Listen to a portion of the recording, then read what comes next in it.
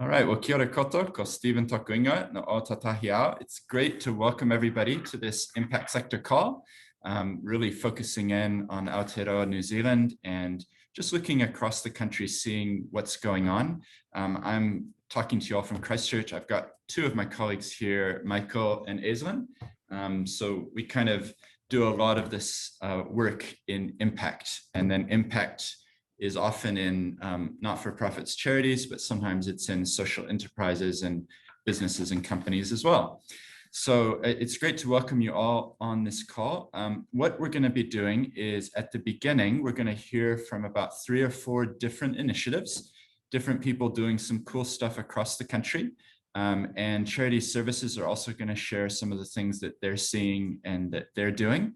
And then we're going to be splitting into breakout rooms.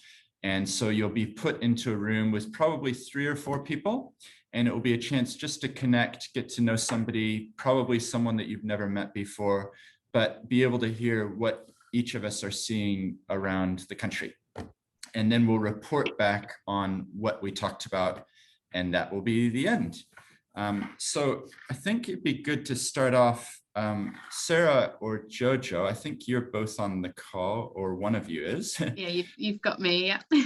Great, awesome. So Sarah, we've known each other a while now, and I know that you're involved in a new charity, a new initiative, which is really focused on education. And one of the reasons for these calls is just to hear different perspectives and, you know, hear about things that are going on that don't fit within our wheelhouse necessarily, but we can learn from each other. So I'm going to hand over to you for just short, like 3-4 minutes. Tell us a little bit about what you're doing, and, you know, if you're looking for collaborations, and yeah, really the stage is yours. Over to you. Awesome. No mai, haere mai, and namihi o kita Steven Moe Awhina. Ko Sarah toku ingoa, he ori ahau no tawhiti. Kamihio ki te whenua me ona uri, kamihio ki te iwi o te rohi kia naitahu. No o te poti me ngā rangi ahau, ke o te tahi toku kainga inai, tēnā koutou, tēnā koutou, tēnā koutou katoa. So it's great to be invited on the call. Thank you so much, Steven. And I'm here on behalf of a new education charity, Kia Kotahi Ako. And our bold vision is to help communities to fulfill their visions and better serve humanity and planet. And we've come together initially as a group of other Edmund Hillary Fellows and wider partners to collaborate and to solve otherwise impossible problems through education and learning. So our 2 focus areas are climate change and well-being. And we're looking at how we can incubate and support projects that tackle these big issues through education and learning, and do this together. So we've kicked off a few pilots already in the first couple of months, and we have a solar panel program in schools where students are learning real-world problem-solving skills and building their own solar panels through learning about climate change. And we also are going to be piloting a new model of learning from kaumātua to rangatahi, an intergenerational health and wellbeing learning hub. So we've got lots of different projects sort of in the pipeline and thinking about, and Steven shared our 1-pager via email, and feel free to get in touch to find out more. What we're really trying to do is look at how can we incubate and scale grassroots initiatives whilst also working at the system level. And Joanne McKeekan, who is the founding trustee, she actually sends her apologies today because she's working with the Ministry of Education on new models of wellbeing and embedding that in the curriculum in Aotearoa. So we're looking at how do we bring together the grassroots community solutions to the system level. So our ask today is if there's anyone who is working in these different areas, we'd love to partner and collaborate and look at what we can do more of together.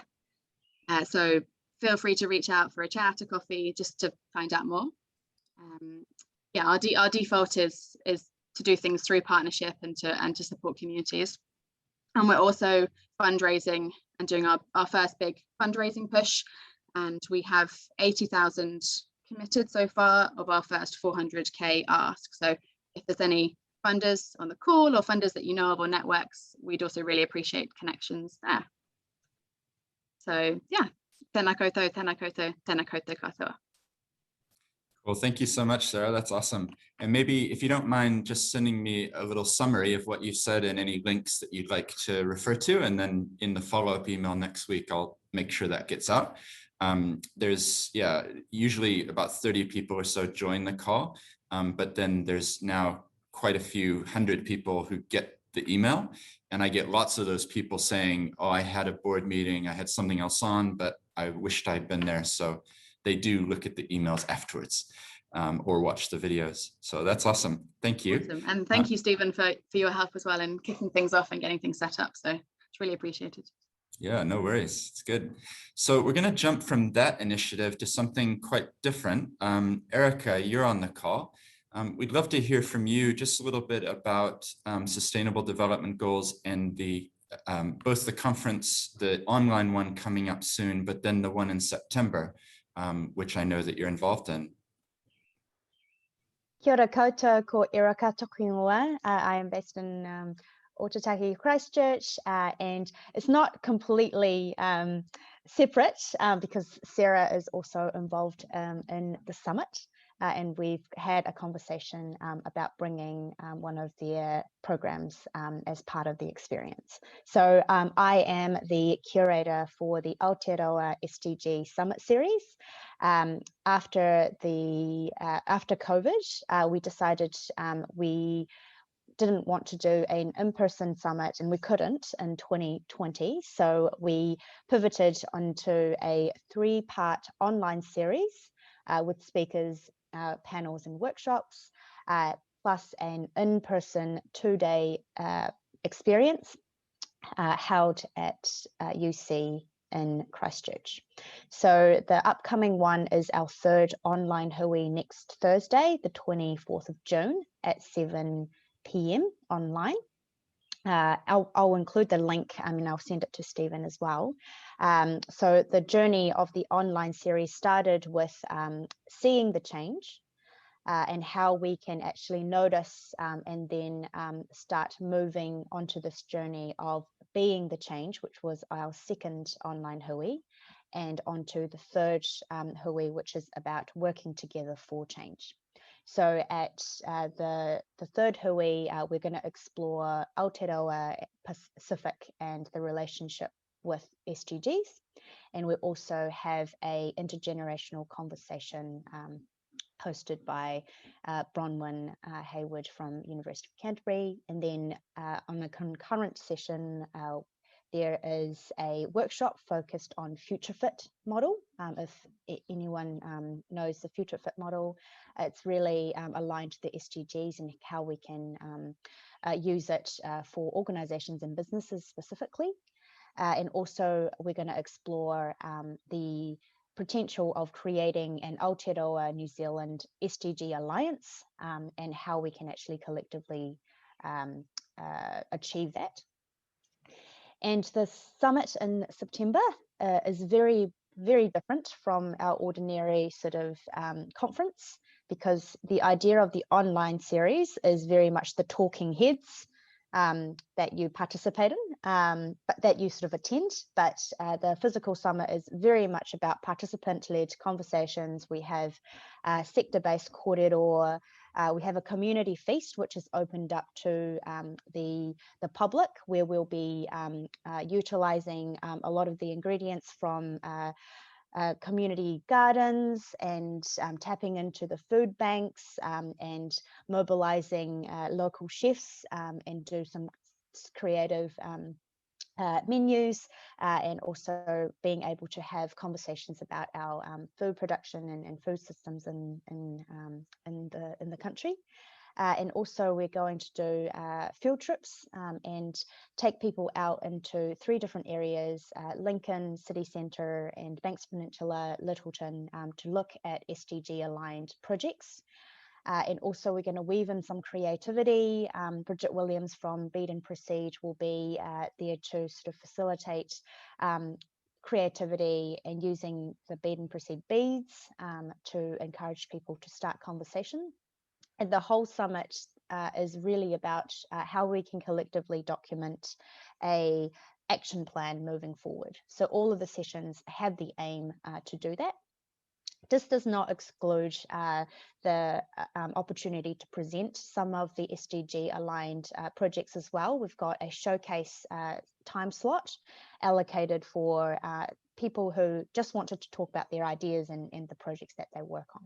So we're trying to make it very participatory, and would love for a cross-sector representation at the summit. Keeping in mind that the last 2 summit is very much academia, and we want to make sure that this one is truly as cross-sector and as bridging the gaps and connecting all the silos and opening up doors for people to start collaborating for systemic change.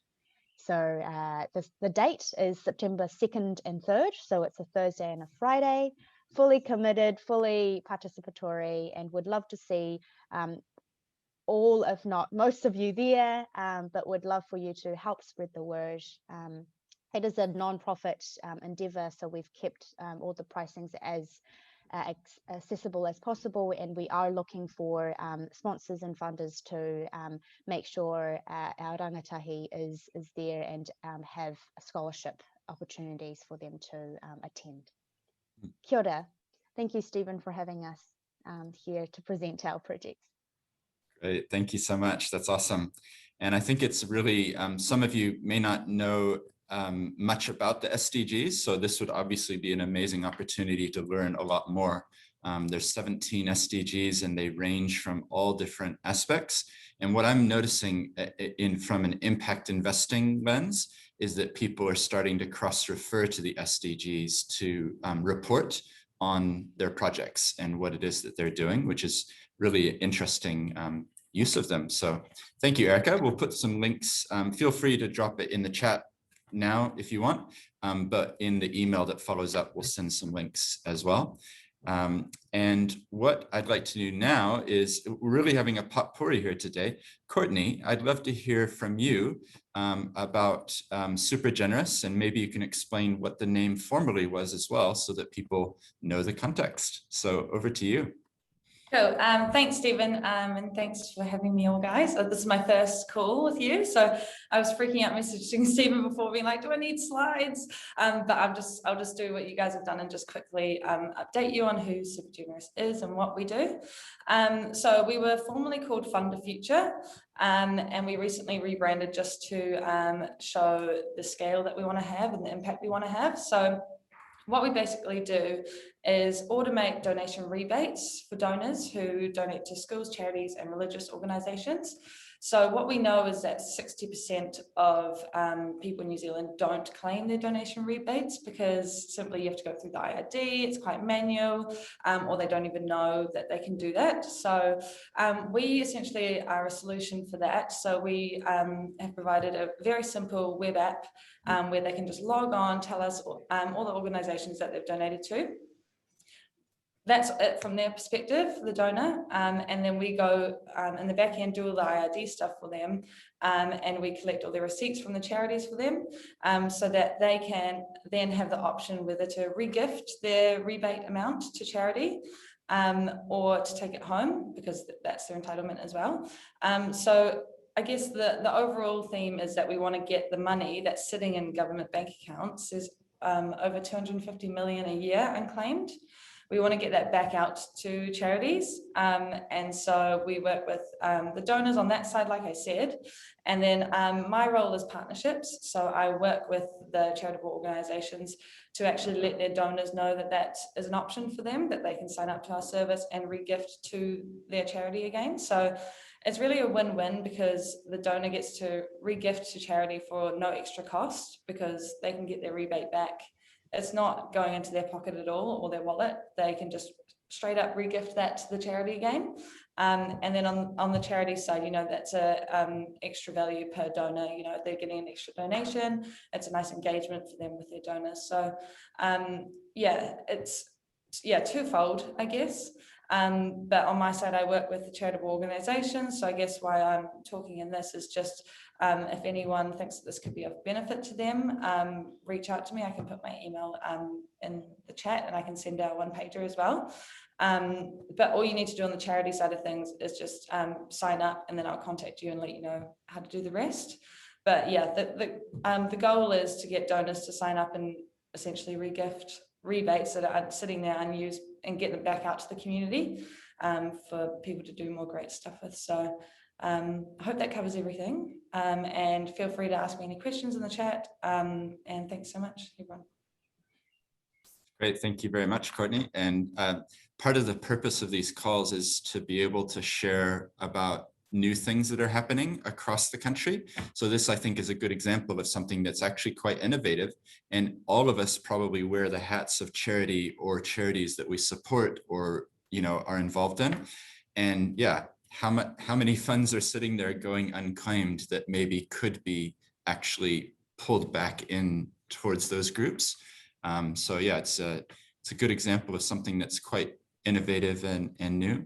Yep. Yeah, and I forgot to say we're actually a social enterprise as well. So we take a small fee from the donor when we secure a rebate, but that obviously goes to just us operating.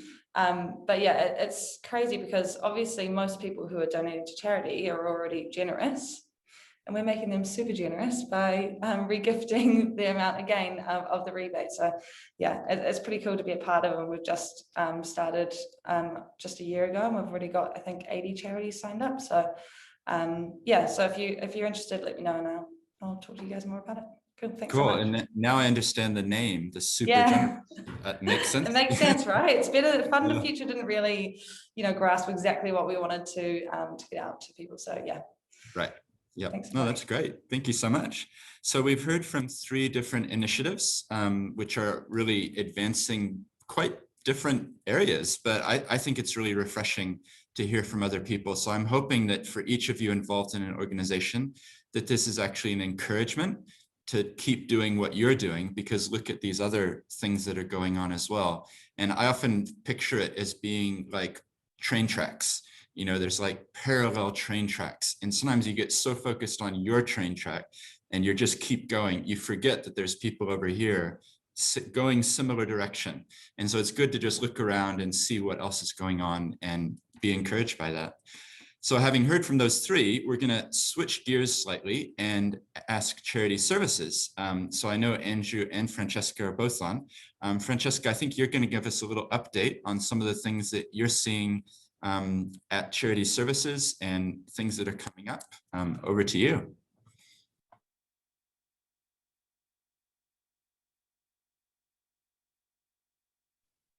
Kia ora, we're just sitting in the same room beside each other, working out who's going to present. Can you hear me okay?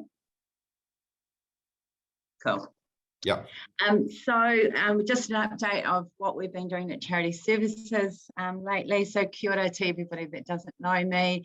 I'm Francesca. I work on the capability team. I'm a regional advisor. So on the 2nd of June, we ran a webinar. Something that's really confusing to people in the sector is what kind of structures they should be. So we ran a webinar about different structures that charities can be, and the video is on our website. And we've also got a blog that kind of goes along with it. So if you prefer to read about it, you can have a look for our blog. We also presented at a webinar run by CANS, the accountants. So that was on the 14th of May, and that was about changes to trust law. So the Trust Act changed at the beginning of this year. So that's a good thing to have a look at, to learn about your new duties. We've got some new content coming up on our website, and we've just put a new page about legal obligations. So kind of other legal obligations a charity might have that they might not have thought of. Things like health and safety, that kind of thing, looking after your volunteers. So that's just hot on our website. And we're also planning to add some new resources and updates and pages. So keep an eye out. Next week, we have our June newsletter.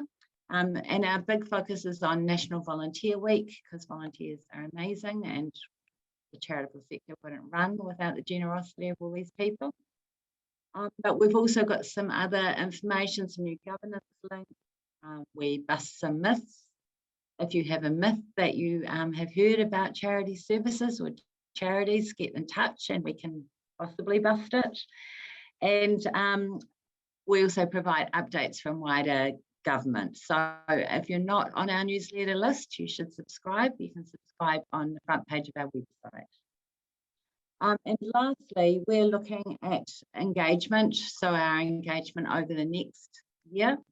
So if there's some significant events in your area that you think we might add some value, please invite us. You can find our email address on our website. But we are interested in, usually we'd like to come to events where there's, quite a few different groups.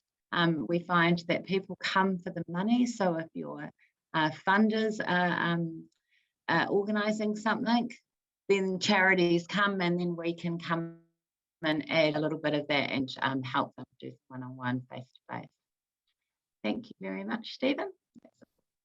Great, thank you. That's awesome. And I already know, because you've already sent me a summary of the things that you've said, so we can include that in an email that goes out. And just picking up on one thing that you mentioned was the volunteer week, and that I hadn't prepped her, but I saw that Heidi's on the call here. So Heidi, do you mind mentioning anything that you'd like to? Because I know that you're very involved in that. Sure, yeah. So National Volunteer Week runs from the 20th to the 26th of June. And this year, the theme, which I need to look up because I should know it off the top of my head, but I don't, it's naughty. So the theme this year is Recognise, Connect, Reimagine. So as you might know, I work for Volunteering New Zealand. We help support the 18 volunteer centres nationally. And every volunteer centre is running various activities through National Volunteer Week to complement that theme. Lots of celebrations, lots of events. So it should be something, it's just a really good opportunity to celebrate the awesomeness of volunteers. So if you guys are volunteer involving organisations, hopefully you're doing something to recognise the week.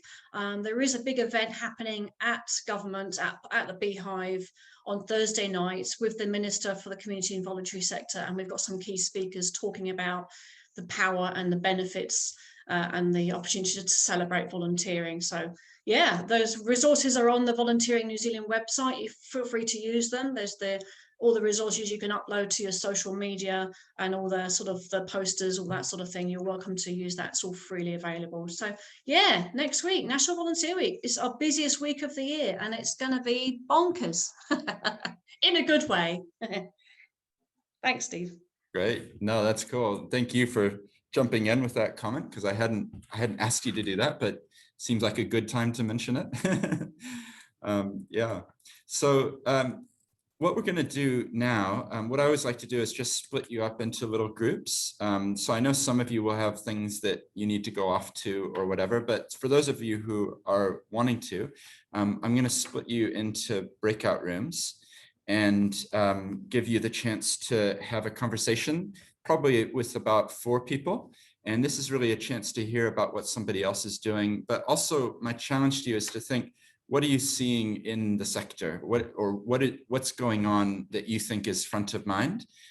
Because I'd love to then pull us all back together after only about 10 minutes and hear from each group what's something that you're noticing or seeing, because I think that way we can learn from each other. We can, have that collaboration happening. And by sending you into the little rooms, you'll be able to have a little bit of a deep dive and then come back and share with everyone. So I'm going to do that now. And let's see. Nearly, but not quite. Yeah, scattered showers. Yeah, right.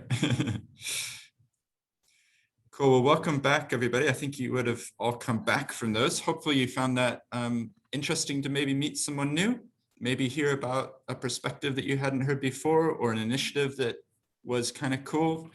maybe some synergy, maybe some collaboration. That's the kind of one of the reasons I hope that putting you all together, yeah, you never know what results, right? So if it's okay, I'd love to hear back from some of you, maybe one of you from each group could just say, was there a theme that came through? Was there something that struck you that was of interest? I don't really have group numbers, so I know there were 5 groups. So let's just hear from a couple of you about anything that really stood out. Happy to go if that kicks things off. Really interesting and varied group. We had a perspective which I suppose gives hope from the inland revenue, which is tracking the numbers on giving in the New Zealand system over the last few years. There's been an overall upwards trend, which is interesting that people in society are understanding there's a growing need for us to be generous if we have the means to be generous, and that actually Kiwis in general are stepping up. So that was an interesting volume picture in terms of what's happening in the broader giving marketplace. And then also some interesting conversation and dialogue around some structural impediments that we're seeing in the likes of the housing system. So an example was given of co-housing, which quite a few projects have fallen over in that space. And one of the main reasons for that is the quite narrow definition of a security or a mortgage security in the New Zealand system at the moment, which doesn't really allow for things like papakainga, which would be awesome if we could get that going at scale, or co-housing or community land trusts and those sorts of things. So really good conversation and great to meet some new people and hear some new ideas. Great, thank you, Paul. Anyone else want to contribute? That was a great example, just a little summary. So yeah, go ahead.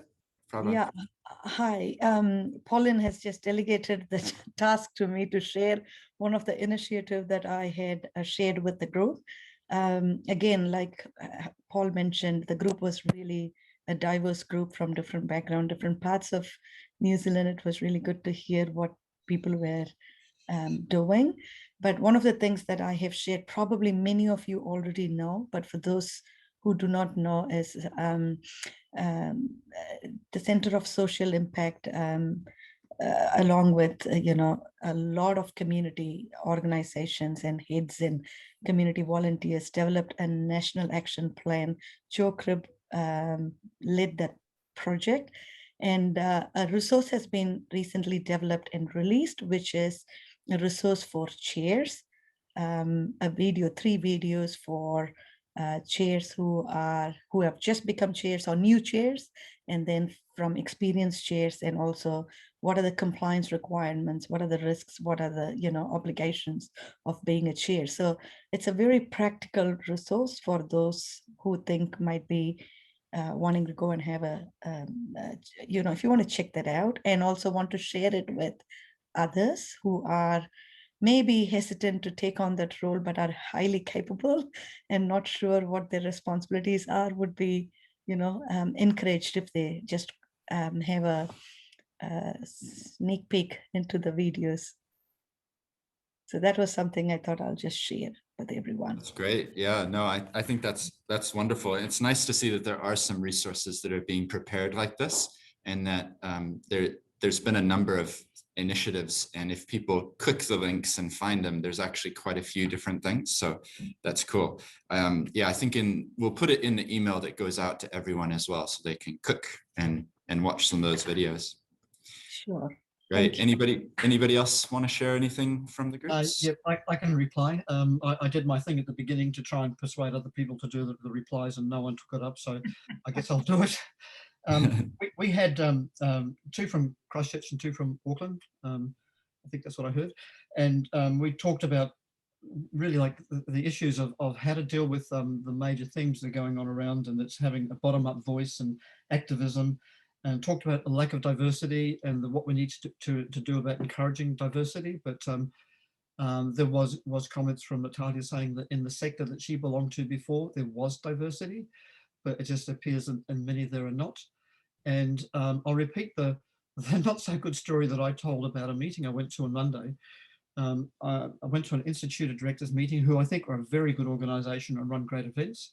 But this was an event which was a presentation by the chief economist from the Auckland Savings Bank, and 200 people in the room, probably 80% older white men like me in suits, although I wasn't wearing a suit, pale dressing women, and a few odds and ends, where he gave a talk as regards what's going on with the New Zealand economy, COVID recovery, interest rates, exchange rates. And I noticed there was nothing mentioned on carbon zero and targets for New Zealand. So I asked a question at the end with regards, well, what are your thoughts on regards that this is an issue, and particularly with New Zealand having a lower target than the rest of the OECD and the impact on sectors. Now, by nature, I'm quite optimistic, but this is what we have to deal with, because the reply from, I thought, a polite, intelligent person was, I'm only dealing with the next 3 years. The things you're talking about will happen over the next generation, and technology will solve the problem. And so it kind of was rather quite disappointing, because it showed to me the size of the issue we need to deal with in the world that we might live in, and we might have very easy, comfortable conversations about important issues on social justice and environmental issues. But how do we, and that's what we talked about, bottom-up voices, activism and diversity to be able to overcome and to have a wider voice. So that's my presentation, but I just want to very briefly show 20 seconds. I want to share my screen, because we also talked about volunteers. Now, I have governance role in 3 organisations, and volunteers are all a very important part. That has been disabled, so I can't. I've got this lovely picture of one of my groups, which maybe I'll share, Backcountry Trust, and they've got a lovely photo of them out in the outdoors when they've just finished painting a hunt. So I just made you a co-host, so that might help. Okay, all right, very quick. This one here. So share this. So this is Backcountry Trust is an organisation I'm a government support person for, and we've upgrading huts and tracks all around. And part of what we do is government initiative and COVID-19, and being able to provide employment opportunities for those in the tourism industry. And this to me kind of epitomises where a lot of volunteers are, giving up their time to have fun, but look, they're helping to improve the infrastructure for the outdoors. So anyway, that's me. Cool, thank you. Hey, anybody else want to share?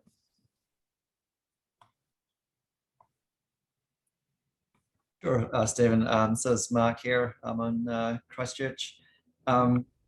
Just one piece of the conversation we had, and sort of building a little bit off of what Dennis just said, in this sort of local government space, when it comes to community wellbeing work, sort of 3 things that are challenging this space, being the funding. So local governments and groups needing external funding because it doesn't come from within their budgets. Lack of connectivity and relatedness to actually tie things together.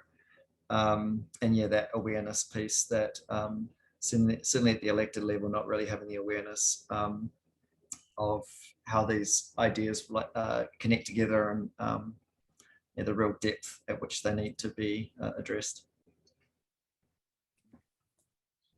Great, thank you. Cool. Anybody else have any last thoughts? I think we've probably heard from most groups. There was at least 4 of you just shared, so. Great, well, if not, I mean, the point of these calls, they started in lockdown for those of you who are new. And initially I was holding them every Friday on a noon. And when we were all in our houses and things, it was actually quite a nice thing to look forward to and be able to share and just hear how we were doing. I think we were all craving connection. But now that we're no longer in lockdown, I've decided to do them less frequently, but hopefully bringing the same level of quality, the same chance for you to connect with other people. So the next one will be in 2 months' time. And if you haven't got it in your calendar, then let me know. I can re-forward to you the meeting invite. I sent them as a recurring series so that if you accepted it, it should be in your calendar for the rest of the year. if you declined it because you couldn't attend that meeting, you probably declined the whole of the year. So if you want me to resend it, then that's fine. But I will send out update emails as well. So yeah, from my perspective, there's been a couple of different things, and they're basically in the emails that I send. Like we had the privacy commissioner come in talking about privacy for not-for-profit groups, which was really good and interesting. And last week I was in Nelson, sharing for about 5 hours. My voice almost gave out. And we had an impact lunch there talking about structures and ways of doing things and impact investing and community housing.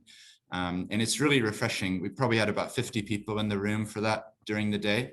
And it's really just nice to go out and see across the country that there's this mindset shift. I call it a paradigm shift of thinking, where people are actually thinking in that longer term, Dennis, beyond the 3-year election cycle. And people are actually thinking intergenerationally, kaitiakitanga. So I get encouraged by these calls. I love looking out and seeing all your faces, knowing that there's people across the country doing some cool stuff. Last time the video got watched like 140 times. So I know there's people watching this who couldn't make the call. So it's really a chance to encourage each other to share what we're doing, maybe hear some perspectives that we hadn't heard before. So watch out for the email. I'll send it next week with a link to this video. If you've enjoyed this, then obviously you can forward those emails on. Also, if any of you have initiatives that are coming up, I really don't mind putting them in these updates to people. So just send it to me, copy paste, makes it easy for me to let people know. And if you've shared a link on the call today, if you don't mind dropping it into me in an email, I'll make sure to share it. But otherwise, have a great rest of your days and a good weekend to everyone. Nice to see you all. Bye. Bye. Bye.